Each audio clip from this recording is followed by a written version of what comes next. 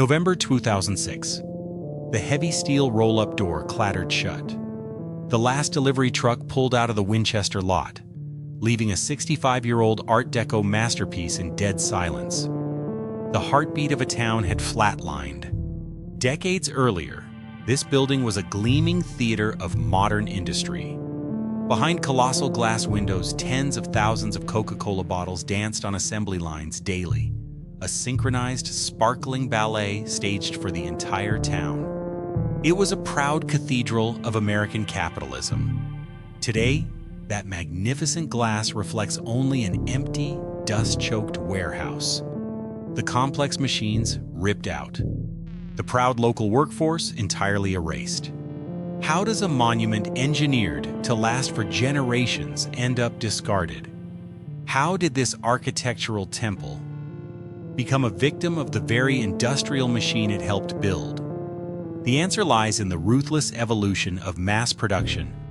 Winchester, Virginia, 1940 to 2006. What happened here reveals the true cost when local heritage collides with corporate efficiency.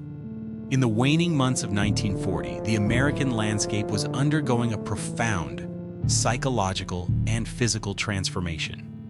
The bitter residue of the Great Depression was finally washing away, replaced by a surging tide of industrial optimism.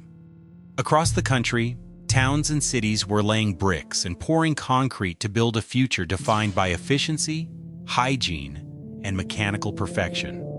In the heart of the Shenandoah Valley, the quiet agricultural hub of Winchester, Virginia, a town historically known for its sprawling apple orchards and Civil War battlefields, was about to receive its very own monument to this new age. The local Coca-Cola bottling franchise had outgrown its humble origins. Recognizing the explosive, seemingly insatiable demand for the iconic sugary beverage, the company commissioned a brand new facility.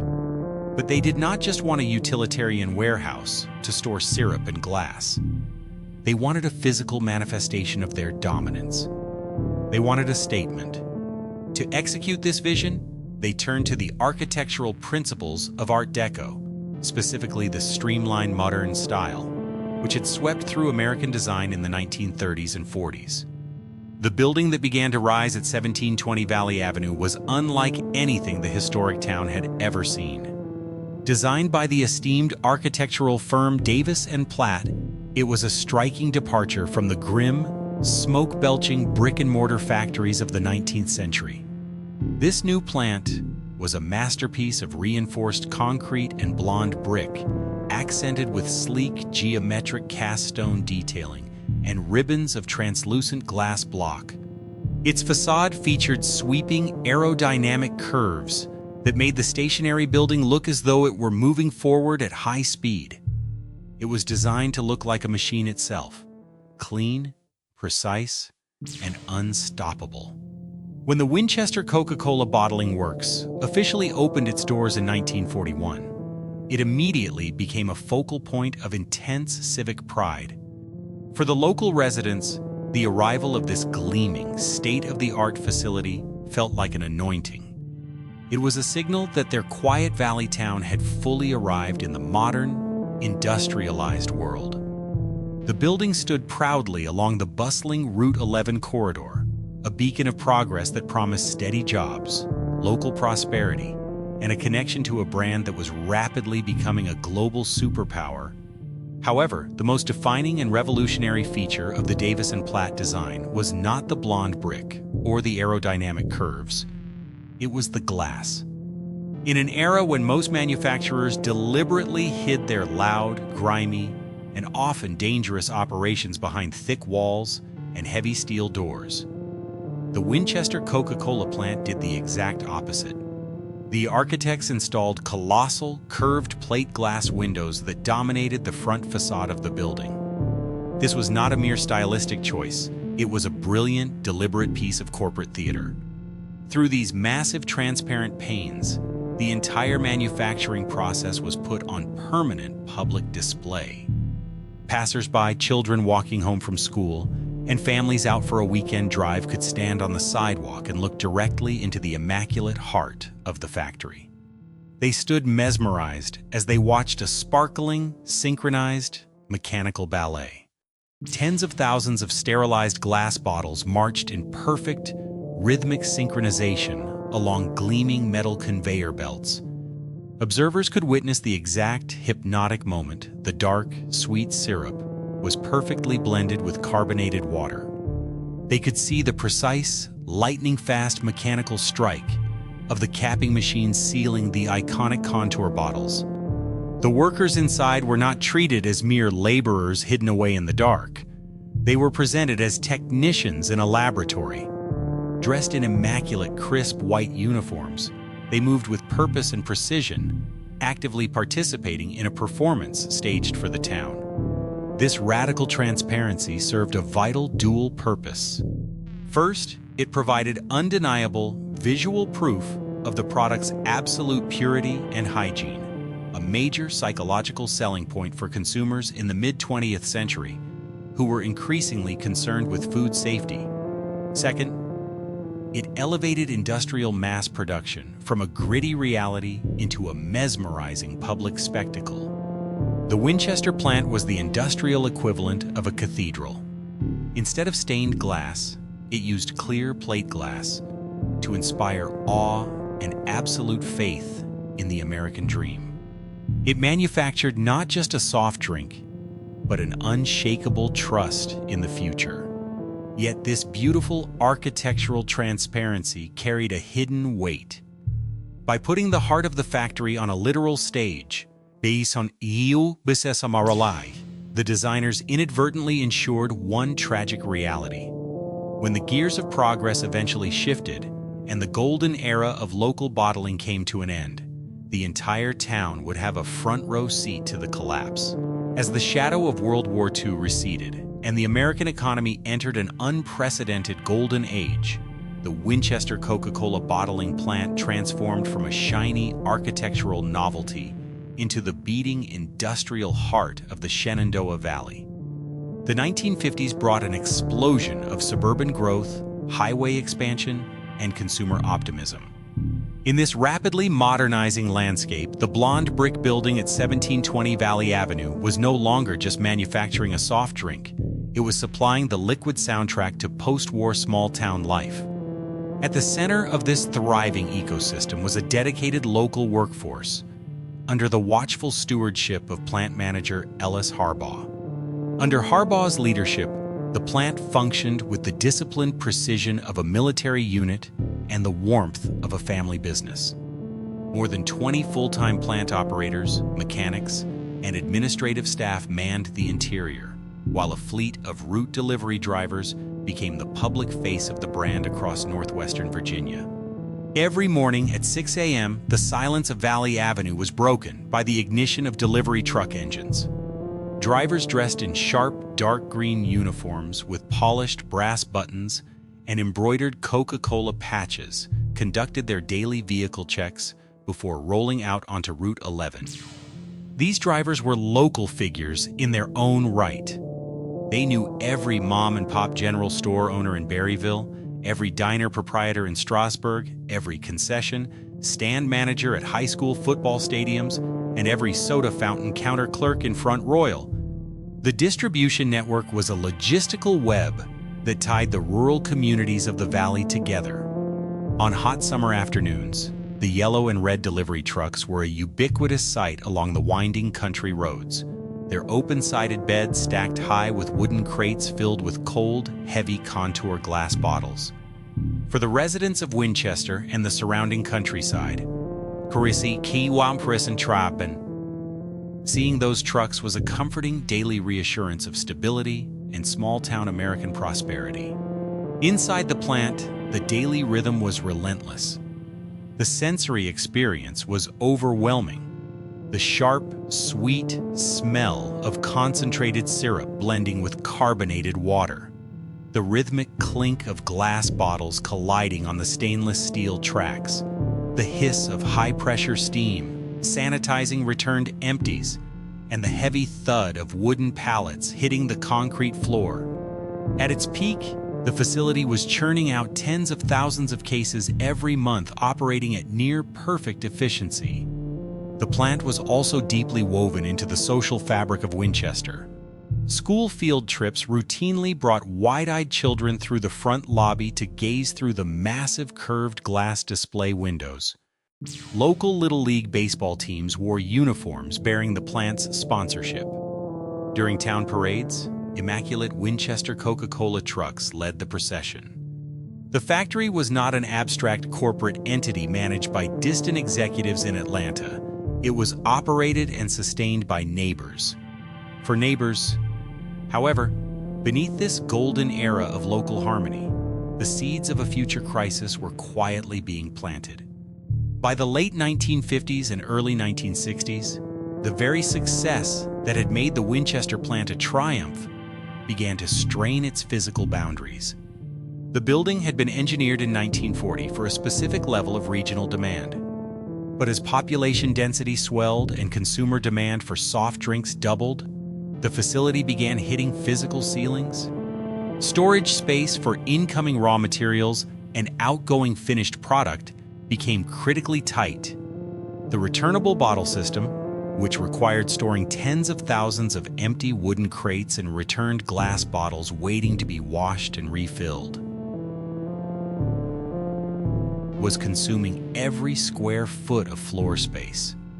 The delivery fleet grew larger to accommodate expanded routes, but the original loading bays and parking grounds on Valley Avenue were increasingly cramped.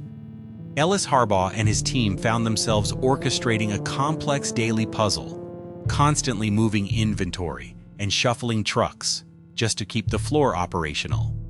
The Winchester plant was operating at maximum capacity, trapped within the immovable footprint of its original Art Deco design.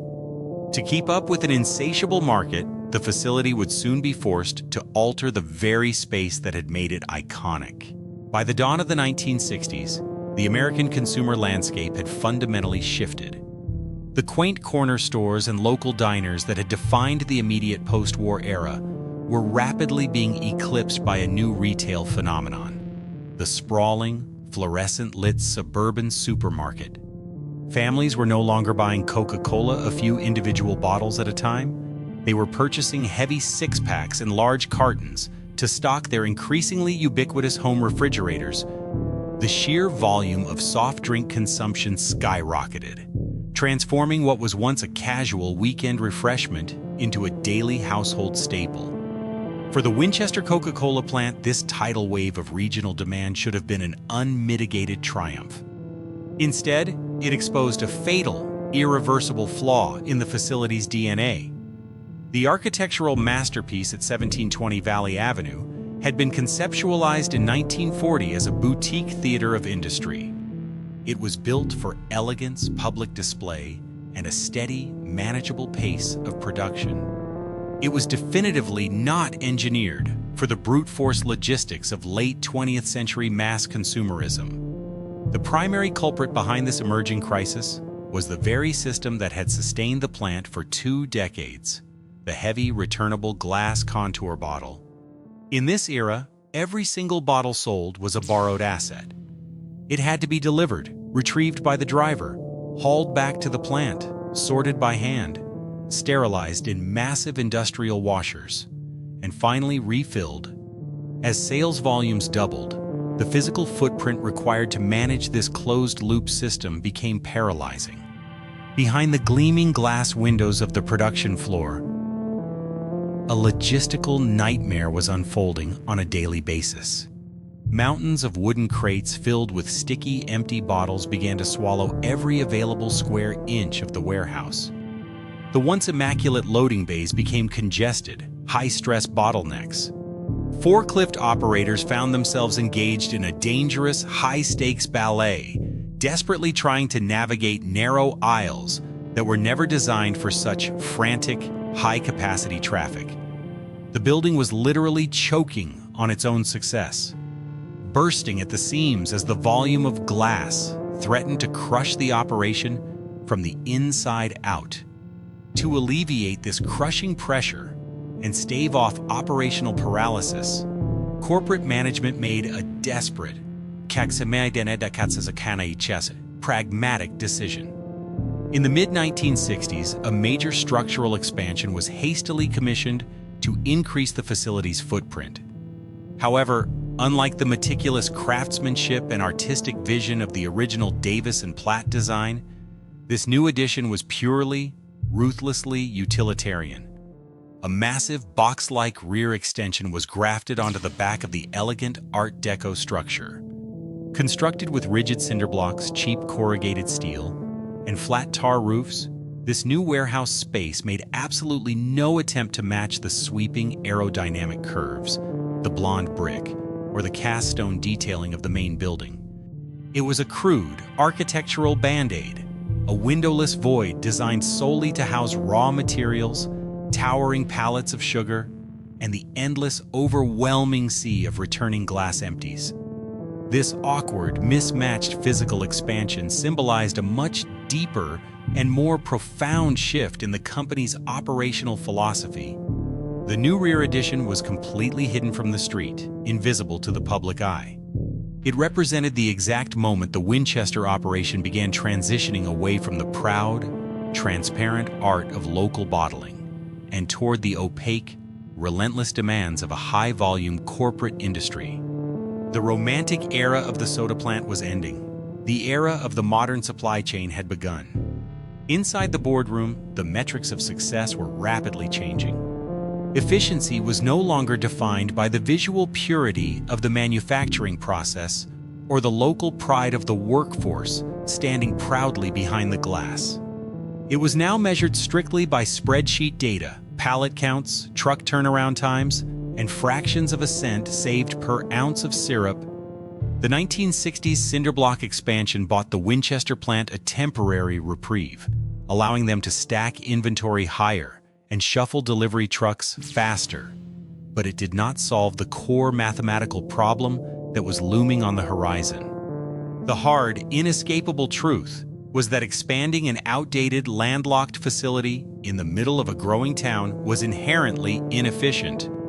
The property lines on Valley Avenue could not be magically stretched any further. Every time a new piece of faster, larger, and louder machinery was introduced to the beverage market, the Winchester maintenance team had to figure out how to forcefully shoehorn it into a floor plan that was rigidly locked in the past. Small-scale plants, no matter how beautifully designed, were beginning to show their steep economic limitations. These were the early structural cracks in the foundation of the local empire. While the heavy machines still roared and the uniformed delivery drivers still rolled out every morning, a subtle but undeniable anxiety began to permeate the facility.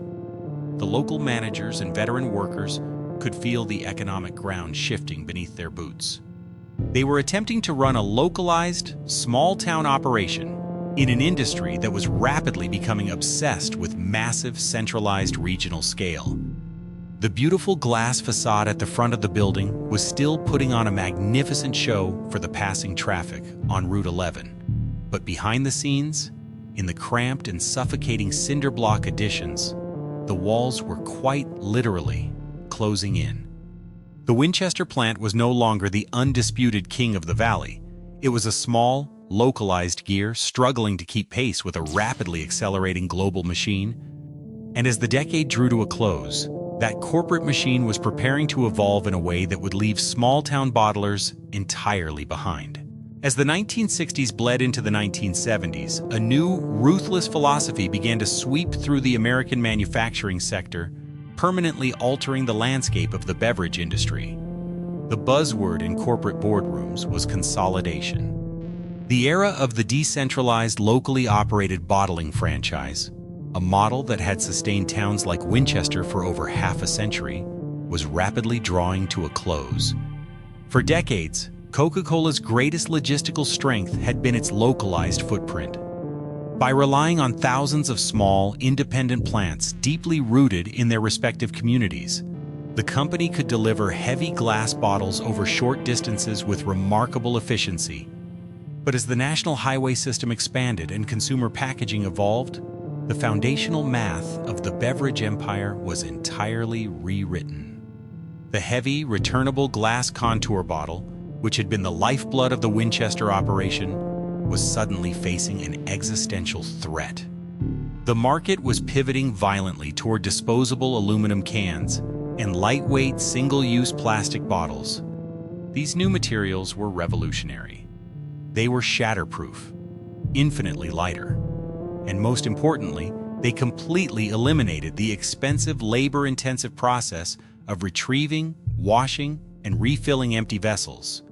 However, manufacturing these modern containers required an entirely different scale of industrial infrastructure.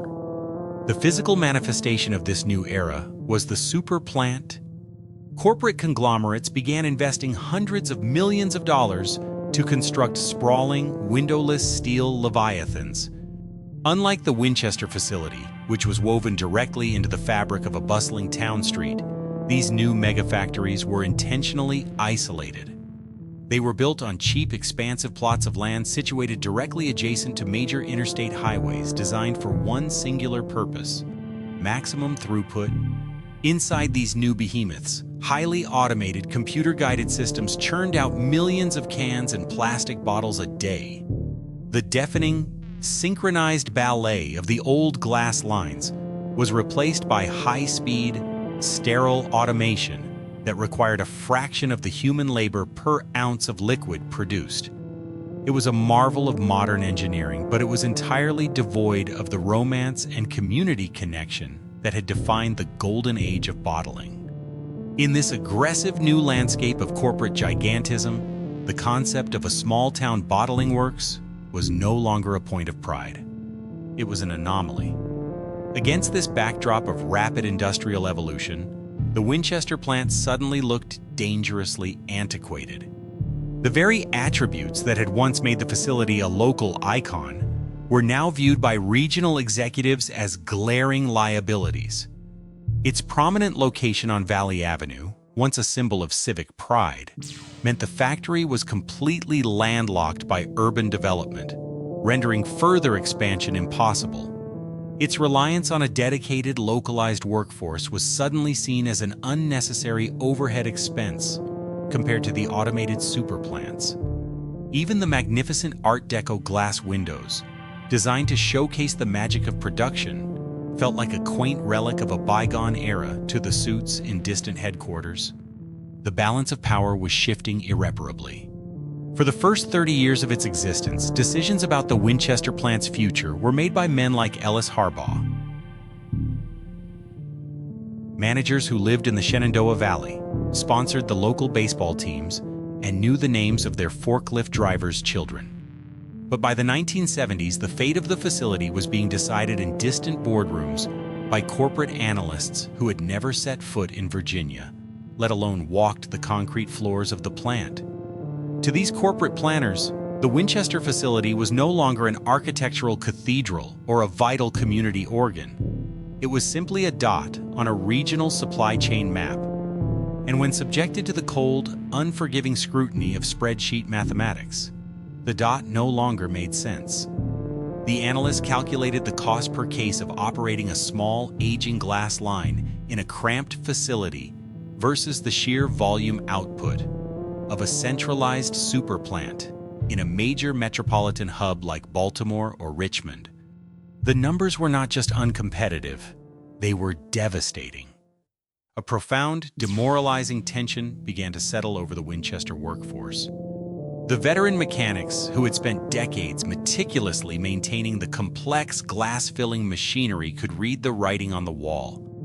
They watched as the company's capital investments were continuously diverted to the massive regional hubs, while their own facility was left to make do with aging equipment. The pride of being a Coca-Cola bottler was slowly being stripped away, replaced by the creeping anxiety of obsolescence. The town of Winchester had faithfully supported the plant, but local loyalty was no match for corporate economics. The behemoths had taken over the industry, and the small-town factories were about to be systematically dismantled. The age of local production was over. The era of the ruthless supply chain had arrived, and the Winchester plant was about to suffer its first fatal blow. The inevitable finally arrived, not with a sudden catastrophic event, but through a cold, calculated corporate decree. The relentless, compounding logic of the regional superplants had permanently rendered local manufacturing obsolete.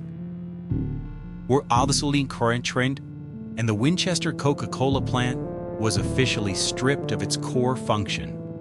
The directive from regional headquarters was absolute and unforgiving. The facility at 1720 Valley Avenue would no longer blend proprietary syrup, carbonate purified water, or fill a single glass bottle.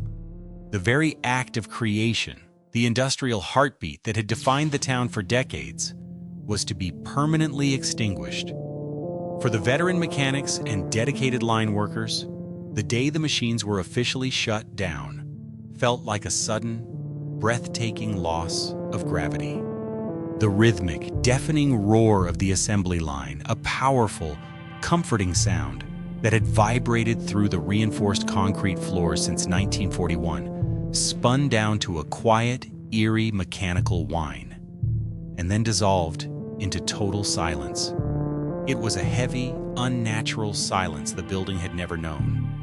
The intricate stainless steel conveyor belts that had carried tens of thousands of contour bottles in a flawless daily ballet were abruptly halted.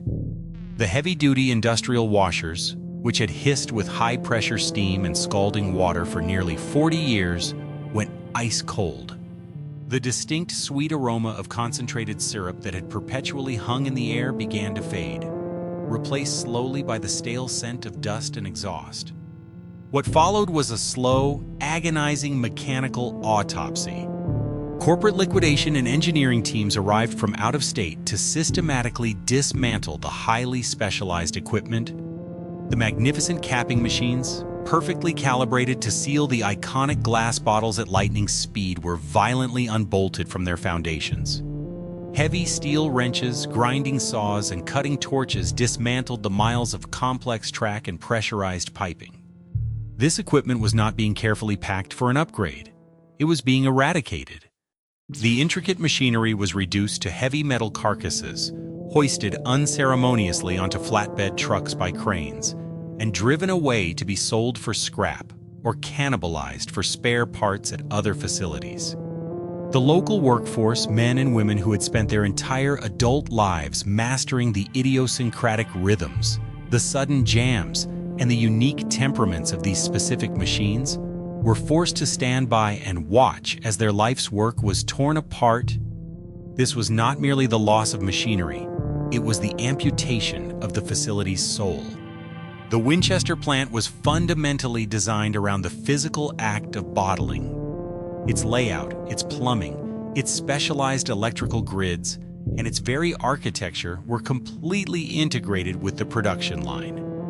Tearing out the machines left behind jagged, ugly holes in the concrete, severed electrical conduits sparking with dead wires, and vast, echoing spaces that felt profoundly unnatural. The workers, who were fortunate enough to avoid the immediate, brutal wave of layoffs, found themselves wandering through a cavernous, ghostly shell. They had walked into the building for decades as proud manufacturers, skilled artisans of a global brand. In a matter of weeks, they were transformed into mere warehouse custodians, stripped of their craft and their industrial dignity. The psychological impact of this demotion extended far beyond the factory floor. It fundamentally altered the relationship between the building and the town of Winchester. The brilliant, radical transparency of the original Art Deco design, the colossal, curved glass windows that Davis and Platt had brilliantly installed to showcase the magic of modern industry, now became a cruel, public irony. For decades, those massive windows had served as a grand theater stage, offering the public a mesmerizing front-row seat to the pinnacle of American manufacturing. It was a point of civic pride to look through that glass. But once the machines were ripped out, the glass revealed nothing but a hollow, static void. The vibrant, sparkling, perfectly synchronized ballet of glass bottles was replaced by dead space and shadows. Pedestrians and drivers moving along the bustling Route 11 corridor no longer turned their heads to marvel at the mechanical wonder. Instead, if they looked at all, they saw a dimly lit, dusty interior. Occasionally, a lone forklift would drag a wooden pallet of pre-packaged aluminum cans across the scarred floor, but the magic was undeniably gone. The building had been stripped of its script, its actors, and its music, leaving behind an empty stage that only served to magnify and highlight exactly what the town had lost. An architectural marvel designed to look like a machine in rapid motion was now completely paralyzed on the inside. The facility was officially reclassified in the corporate ledger as a distribution and transfer center. It was a sterile, bureaucratic title that perfectly captured the plant's deeply diminished status. Winchester no longer produced anything. It merely received finished products that had been manufactured hundreds of miles away in the massive, windowless, automated super plants. These products were stored temporarily in the cramped, ugly cinder-block additions built in the 1960s and then loaded onto local delivery trucks. The town had been downgraded from a proud partner in creation to a mere final destination in a sprawling, impersonal, and highly optimized supply chain. This hollowing out of the Winchester plant perfectly mirrored a broader, devastating economic trend sweeping across the American Rust Belt and thousands of small-town industrial hubs. The tangible, human connection between a community and the goods it consumed was being systematically severed in the name of corporate efficiency. The pride of local craftsmanship was being replaced by the cold, anonymous logistics of mass distribution. Inside the plant, the atmosphere grew heavy with resignation. The remaining workforce did their jobs diligently, loading and unloading the endless stream of cardboard boxes and plastic shrink wrap. But the vibrant, familial energy of the early golden era was dead. The facility was now surviving purely on borrowed time. It was operating not out of absolute necessity, but out of temporary logistical convenience for a distant corporate office. The machines had been silenced, the soul of the building had been extracted, and a long, agonizing twilight had officially begun. The true tragedy of the Winchester Coca-Cola plant was not a sudden, violent death, but a slow, agonizing fade into obscurity.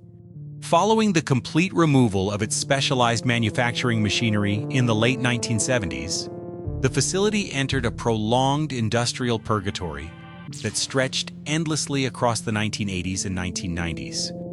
It was no longer a factory, but it wasn't completely abandoned either.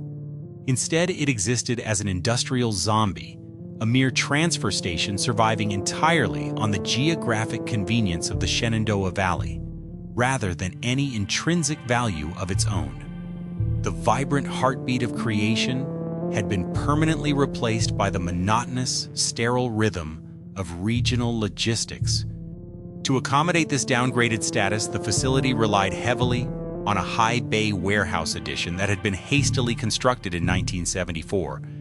At the time of its construction, corporate executives had spun this massive, towering cinder block structure as an upgrade necessary for modernization. In reality, it was simply a mechanical life support system. This towering box was completely devoid of the aerodynamic grace and aesthetic optimism of the original 1940 Davis and Platt design. It existed solely to warehouse towering pallets of aluminum cans and lightweight plastic bottles shipped in from the distant windowless super plants. The facility was no longer a proud contributor to the brand. It was merely a temporary parking lot for inventory. Inside, the daily operations were fundamentally hollowed out. The highly skilled mechanics and proud line operators were gone, replaced by a smaller, quieter crew of forklift drivers and inventory clerks. The transition from a manufacturing powerhouse to a mere distribution node deeply altered the psychology of the remaining workforce. For the veteran route drivers who managed to keep their jobs, the pride of delivery was severely diluted. In the golden era, they were delivering a product crafted by their neighbors, right in the heart of their own town. Now, they were simply hauling generic cargo that had been manufactured hundreds of miles away by anonymous, automated machines. The localized familial bond that had made the Winchester franchise so special was completely severed. The sensory environment of the plant completely changed along with its purpose. The sweet, sharp aroma of raw syrup and the deafening rhythmic clatter of glass bottles were entirely erased. In their place came the harsh, repetitive beep of backing forklifts, the heavy smell of diesel exhaust from incoming 18-wheelers, and the echoing, unnatural silence of a cavernous, underutilized space. The workers were no longer artisans of a global brand. They were anonymous custodians of a corporate supply chain, punching the clock in a building that felt like a ghost town. However, the most profound tension during these 3 decades was the quiet, devastating alienation of the local community. The architectural masterpiece at 1720 Valley Avenue had been explicitly designed to face the public. Its massive curved Art Deco windows were meant to be a permanent theater of industry, inviting the town to marvel at the magic of modern manufacturing. But as the 1980s gave way to the 1990s, those same windows became a glaring liability, offering a depressing, transparent view into the plant's internal decay. A quiet generational shift occurred in Winchester. The older residents, those who remembered the pristine white uniforms and the sparkling mechanical ballet of the 1950s, looked at the building with a heavy sense of loss. But for the new generation, the teenagers and young adults driving past Route 11 in the late 20th century, the building held absolutely no magic. They had never seen the assembly lines roar to life. To them, the Winchester Coca-Cola plant was not a temple of modernity. It was just a grimy, outdated warehouse blocking traffic. The colossal glass panes, once washed daily to a brilliant shine, were now frequently coated in road dust, offering glimpses of nothing but stacked cardboard boxes and empty shadows. This visual dissonance, the clash between the magnificent, sweeping curves of the Art Deco facade and the depressing, mundane reality of a glorified storage unit, served as a daily reminder of the town's shifting economic fortunes. The community naturally stopped looking. The building that had once been the pride of the valley faded into the background noise of the commercial highway corridor. It was ignored by pedestrians, bypassed by tourists, and slowly forgotten by the very city it had helped build. Behind the scenes, the corporate neglect became increasingly palpable. Because the Winchester facility was now viewed purely as a redundant expense on a regional spreadsheet, routine maintenance was repeatedly deferred. The blonde brickwork began to stain with decades of highway grime. The sleek cast stone detailing chipped and weathered under the harsh Virginia winters. The glowing red Coca-Cola signage that had once proudly illuminated the night sky grew dim and unreliable. Corporate headquarters in Atlanta and regional hubs in Richmond were not interested in investing capital to preserve the architectural heritage of a minor, outdated distribution center. By the dawn of the 21st century, the Winchester Coca-Cola Bottling Works was entirely eclipsed by the shadow of its own past. It was a relic operating on borrowed time, sustained only by corporate inertia. The community connection was permanently severed, the industrial purpose was erased, and the physical structure was physically deteriorating. The slow rot had firmly taken hold, setting the stage for the final, inevitable collapse that the veteran workers had been dreading for 30 years. By 2006, the Winchester facility was no longer even a shadow of its former self. For over 25 years, it had functioned purely as a regional distribution warehouse, a quiet, mechanical outpost where trucks rolled in from mega bottling plants in urban centers, offloaded pallets of cans and plastic bottles, and rolled out to stock supermarket shelves across the valley. The original Art Deco building, designed in 1940 as a brilliant beacon of modern progress, had been completely swallowed by its utilitarian rear extensions and choked by modern traffic. Then came the final, inevitable corporate consolidation. Executives at the corporate parent entity, constantly scanning spreadsheets for fractions of a percent in operational efficiency, determined that maintaining a standalone distribution center in the heart of Winchester was a redundant luxury. Modern logistics demanded massive regional distribution parks situated immediately adjacent to major interstate highways, completely divorced from historical downtowns or residential streets. The order was issued. All distribution operations at 1720 Valley Avenue were to be permanently shuttered. The remaining routes would be absorbed into larger regional hubs in Harrisonburg and Northern Virginia. The lease was up, the corporate presence was ending, and the 65-year relationship between the town of Winchester and the Coca-Cola brand was about to be severed forever. The weeks leading up to November 2006 were characterized by a quiet, surreal evacuation. There were no grand ceremonies, no speeches by civic leaders, and no local newspaper reporters documenting the end of an era. Instead, there was only the methodical, unsentimental packing of corporate assets. Workers stripped the office spaces of old filing cabinets, computer terminals, and neon Coca-Cola signs that had hung in the lobby for decades. Forklifts scraped across the stained concrete floors, hauling away the remaining wooden pallets, empty racks, and spare tires. For the handful of remaining route drivers and warehouse personnel, some of whom had worked at the plant for over 30 years, the experience was profoundly disorienting. They were dismantling the only workplace they had ever known. Every corner of the facility held memories of a bygone era, the old glass-lined foundations buried beneath layers of warehouse dust, the break room where generations of workers had debated baseball and politics, the loading docks that had once echoed with the roar of dozens of delivery trucks every morning at dawn. Now those spaces were being emptied item by item, leaving behind only dust, grease stains, and silence.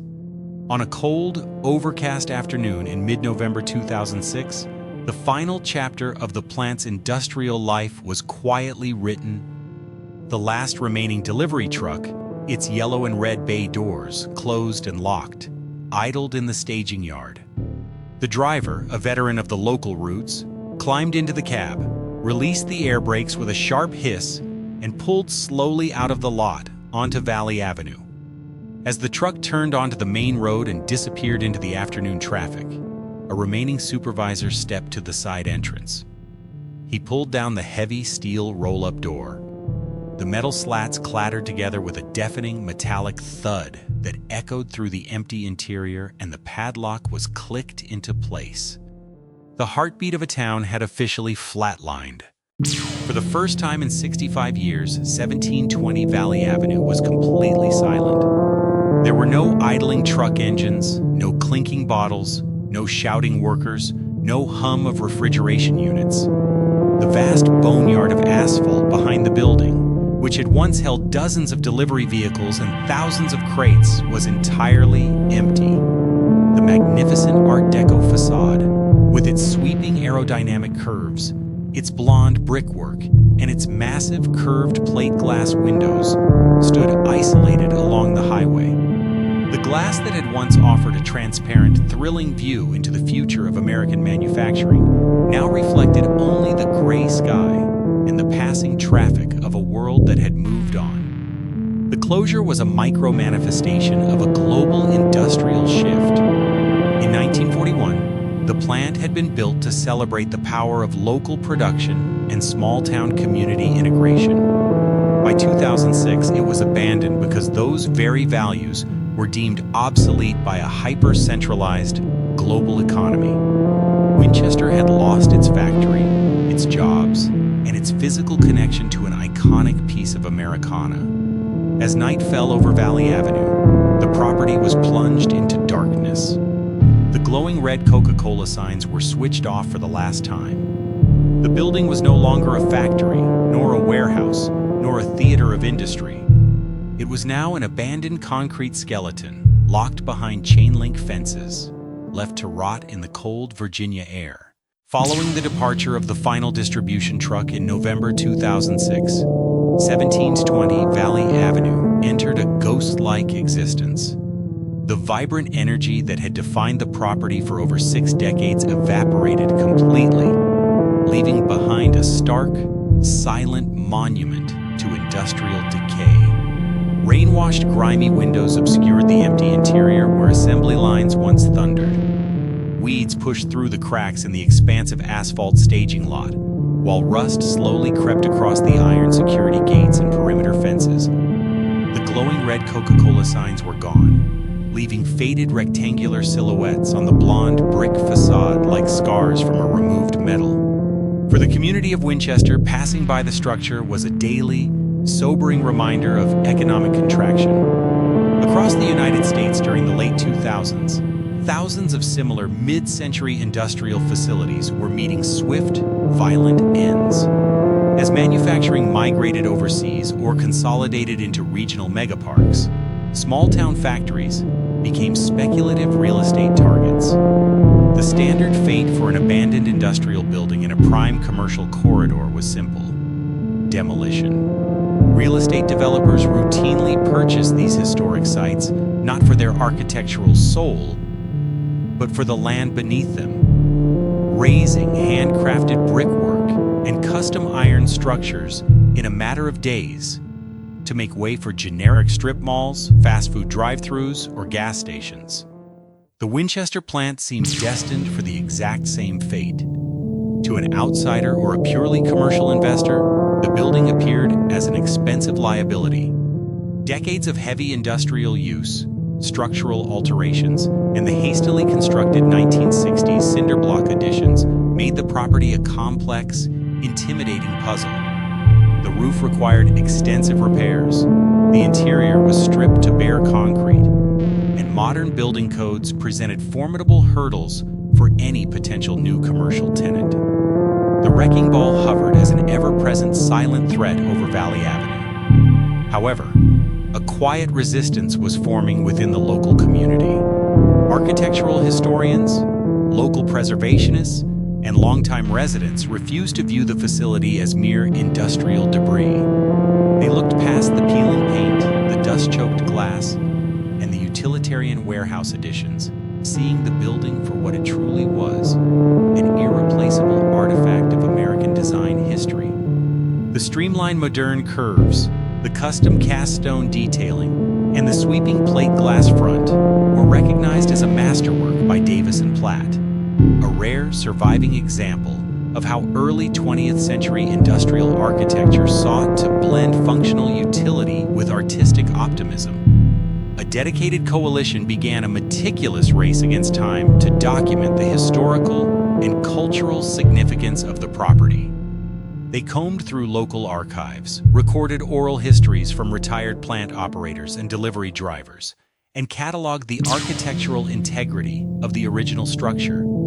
Their goal was singular and ambitious: to secure official historic protection for the plant before a commercial buyer could secure a demolition permit. The decisive turning point arrived in 2008. Thanks to the relentless documentation and advocacy of local heritage groups, the Winchester Coca-Cola Bottling Works was officially added to the Virginia Landmarks Register and subsequently listed on the prestigious National Register of Historic Places. This official designation was a monumental victory. It fundamentally shifted the destiny of the property. The listing did not just bestow honor upon the concrete skeleton, it created crucial tax incentive frameworks for historic rehabilitation and placed severe legal hurdles in front of anyone seeking to level the building. The threat of the wrecking ball was permanently neutralized. The 1940 Art Deco masterpiece had officially survived the death of the industry that created it. Stripped of its machinery, abandoned by its corporate parent, and emptied of its workforce, the physical shell stood firm. The concrete skeleton remained intact, preserved against time, waiting for someone with the vision to breathe new life into its historic walls. By 2007, the listing on the National Register of Historic Places had secured the physical survival of 720 Valley Avenue. But an official historic designation alone could not pay for a new roof, repair cracked masonry, or fill a silent, vast industrial interior. The concrete skeleton was protected from the wrecking ball, yet without a purpose, it remained a dark, hollow shell along Winchester's main commercial strip.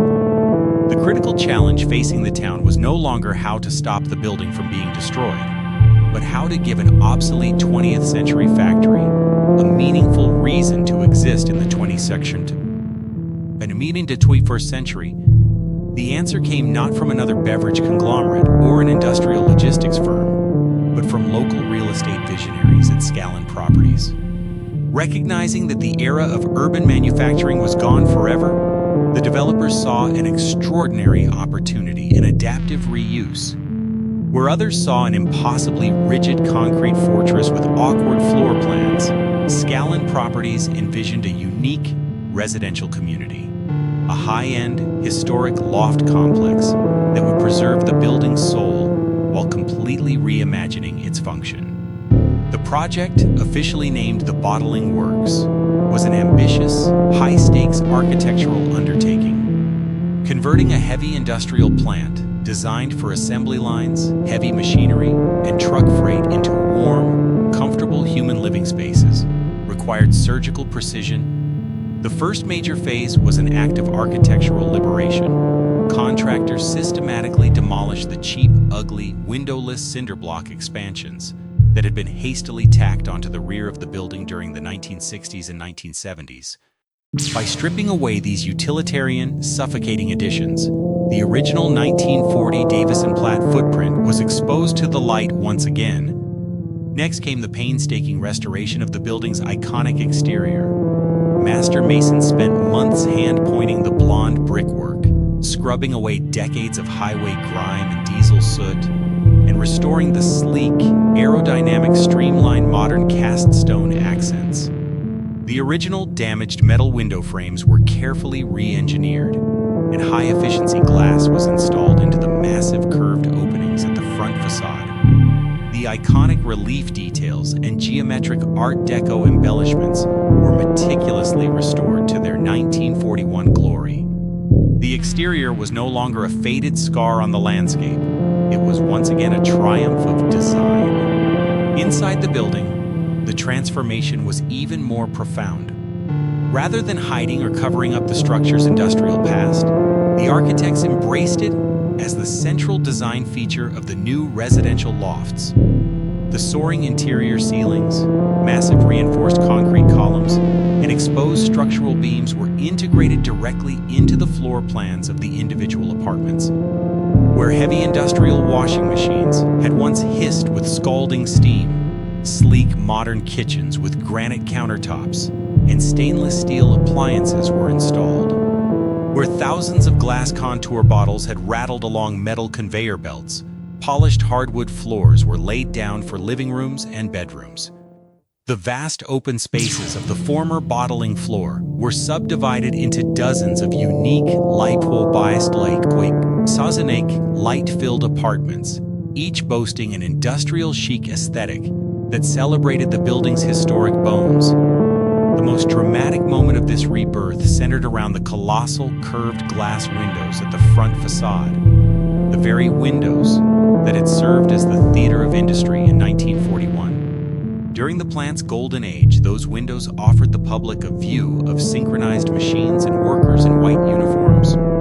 During its decline, they looked into a dusty, empty warehouse. Now, those same sweeping glass panes framed sunlit, vibrant living rooms, filled with furniture, houseplants, books, and art. When the first tenants moved into the Bottling Works apartments, the building completed a miraculous historical evolution. It had transitioned from a factory producing a global soft drink to a sanctuary housing human lives. The soundscape of 17 Ocean Bay and the sunsetted 20 Valley Avenue changed once more. The deafening roar of 1940s assembly lines and the quiet, ghostly silence of 2006 were replaced by the gentle, everyday sounds of a thriving residential community. Laughter in the hallways, footsteps on hardwood, and morning coffee being brewed behind the historic glass. The rebirth of the Winchester Coca-Cola plant stands as a powerful, inspiring lesson. In an era defined by industrial abandonment and urban decay, it proves that when the economic engines of the past run cold, The physical structures that house them do not have to be erased or left to rot. By valuing architectural heritage over disposable real estate, Winchester saved more than just a building. It preserved a tangible link to its own history.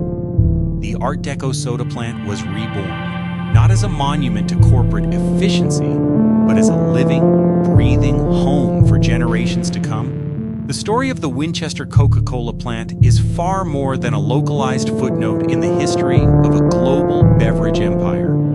It serves as a perfect mirror reflecting the broader trajectory of 20th century American capitalism. For its first 3 decades, the system thrived on local pride, architectural optimism, and deep community integration. The factory was a neighbor, but as the relentless pursuit of hyperscale and supply chain efficiency accelerated, the very corporations that funded these local monuments were the first to abandon them. When the mathematics of mass production shifted, local heritage was swiftly discarded in favor of centralized margins. Yet the survival of 1720 Valley Avenue offers a rare, hopeful counter-narrative to the standard industrial tragedy. Today, the massive, windowless corporate super plants continue to churn out millions of disposable containers in sterile, automated isolation. However, those modern leviathans will never capture the civic imagination or loyalty the way Davis & Platt's Art Deco masterpiece did. The modern behemoths were engineered to be purely functional. The Winchester plant was built to be remembered. The transition from a booming soda factory to an abandoned concrete skeleton, and finally into a vibrant residential space, proves that obsolescence is only a choice. Today, the restored glass windows at the front facade no longer frame a synchronized mechanical ballet. Instead, they frame the daily lives of the people who call the building home. The industrial machines have been silenced forever, but the architectural soul of the building endures. It stands as a permanent, physical reminder that while corporate logistics may dictate how we manufacture our goods, it is human resilience that dictates how we preserve our history. Thank you for watching this exploration into the fall and rebirth of Winchester Coca-Cola. If you found this documentary compelling, please take a moment to subscribe to the channel and leave a comment below. What abandoned industrial monuments in your own hometown are waiting for a second chance at life? Let us know your thoughts. And join us next time as we continue to investigate the forgotten empires of the modern world.